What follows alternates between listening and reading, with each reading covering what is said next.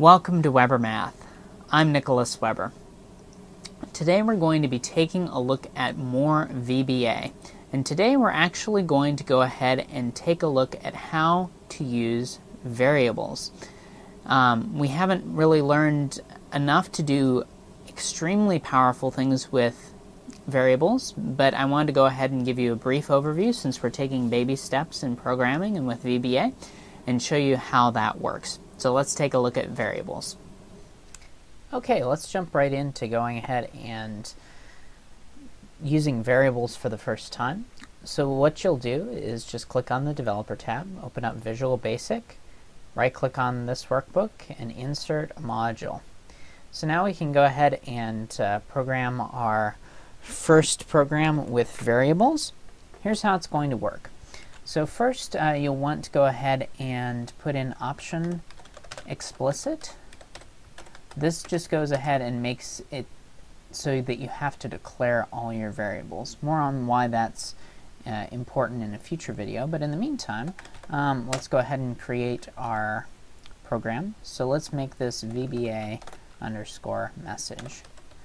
So just remember that these do have to be one word, so if you have two words, you can just use an underscore. So then the end sub will immediately appear, and you'll want to declare your variables by putting in dimension and then my message as string. Now string is one of the types of data that you can put in VBA, and that's so strings of characters as a string, and then we'll also declare dim vidnum as long, which is another type of data.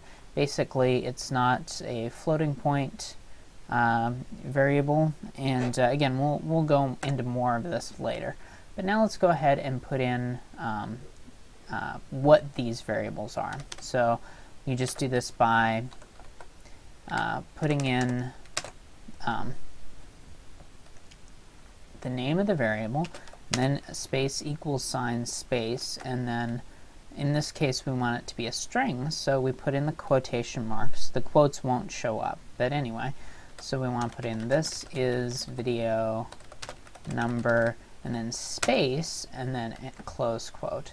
And you saw earlier that it auto-completed my message, and the way you do that is if you start typing in your variable name and then you hit Control space, it'll complete it for you.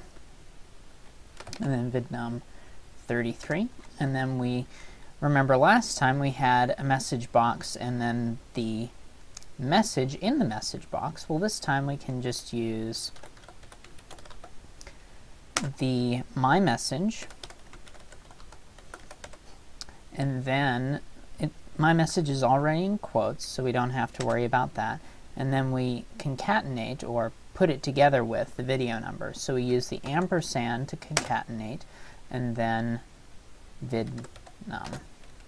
And that's all there is to it. And then we can run the program by either hitting the play button up here or just hitting F5. And then we'll see that if you run VBA message, you get the message box. This is video number 33. And that's all there is to it.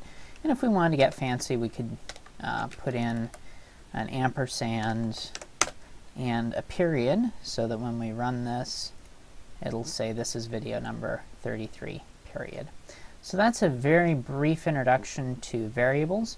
They get more powerful as you start manipulating them or using them in loops to keep track of how many loops you've gone through and their different types, but we can get into that in a future video. Thanks so much for watching. For more information about me, VBA, or Excel, take a look at my website, www.webermath.com. Until next time, take care.